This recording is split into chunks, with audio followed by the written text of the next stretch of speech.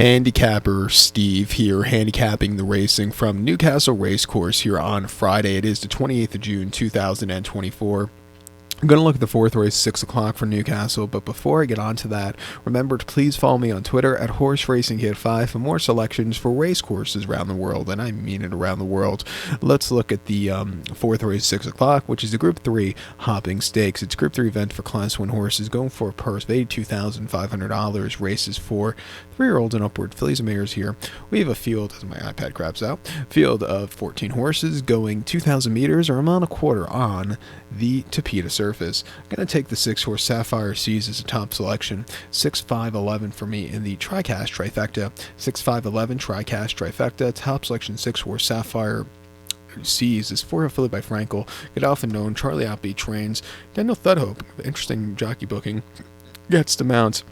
This horse is going to have to overcome post 14 and 14, which is not ideal, but I think this horse is going to get serious class relief from the previous races. Most recently in the Group 3 Lester Piggott Stakes at Haydock, a mile and a half on the 18th of June, over a longer trip. I don't know if this horse really liked. She finished 9th by 12 lengths that day, and she just was on the drive, weakening out of it. Completely hit the wall that day. I do think coming back to a mile and a quarter is going to be her preferred trip. Could be forwardly paced here today, probably leaving from an outside post draw. I think she's going to be in a better spot to win. Two back she ran in the Group 2 Middleton Stakes at York, a mile and a quarter, 16th of May, and she finished 4th by 6 1/4 lengths that day, and she was with them early on. She just kind of yielded late. Maybe off the bench she needed the race, but she could have ran a little bit better that day, but it also showed up as a very tough Middleton Stakes this year. And then the Group 2 Balanchine at Maidan, a mile and 8th, 23rd of February. She finished 2nd by 2.5 lengths that day, and she just kind of stalked. English Rose had to jump on her, but for being her first start in a little bit of time, I thought she ran okay. But then last fall she ran terrifically. An illicit race for fillies at Yarmouth on the 20th of September over the mile and a quarter. She won by 2.5 lengths from a tracking trip. She destroyed the group of competition that day. And then an illicit fillies handicap class 3 at Haydock over the mile and a quarter in September last year. First start in about 7 months from the rail, winning by 2 1/4 lengths that day. Again, she was basically under the drive, excelling that day. Before that, she went over the mile 3 at Kempton quite easily also. She just can't keep up with those group quality horses. I think back to illicit quality horses, that's where she wants to do. She's back here today.